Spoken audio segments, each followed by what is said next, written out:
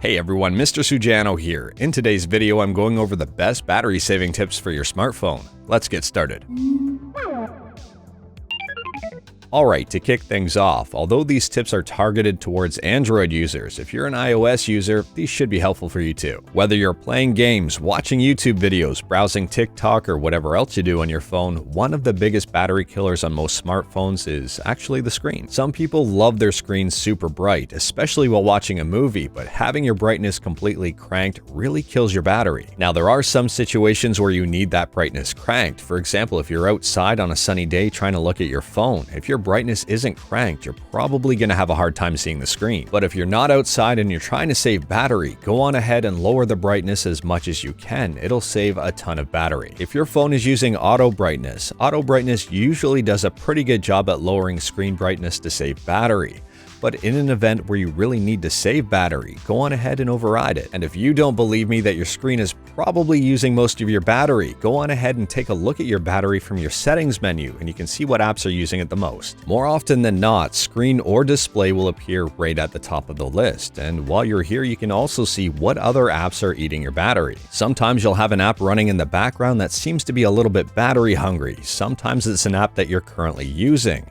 For example, if you play Roblox on your phone, that's going to chew through your battery very quickly. Playing games on your phone is another huge source of battery use. So if you're trying to save battery while playing a game, go into the game's settings menu and see if there's an option to turn down the graphics. If there is, do it. Next up, if you're on Android, go on ahead and pull down the top menu and see if there's an option called Battery Saver. Battery Saver has some functions built in behind the scenes to help save battery life.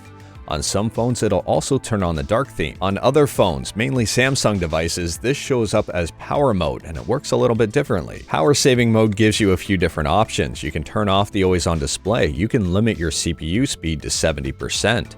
That way your CPU isn't working as hard and consuming as much power.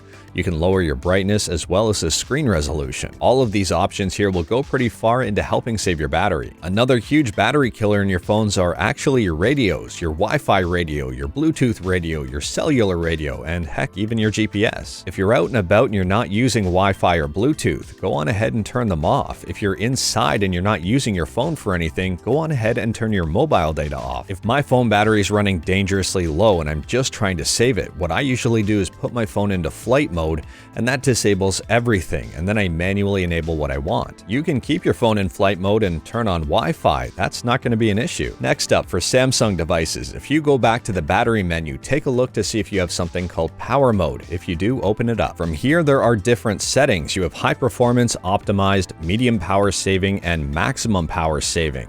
Chances are your phone's probably in optimized, and if you really need to save battery, go on ahead and put it to medium or maximum power saving. Furthermore, I do recommend turning adaptive power saving on, and this should help your phone out on a daily basis. On other Android devices, you might have something called adaptive battery. If you do have this, open it up. From here, make sure adaptive battery is turned on, and this will really help things out.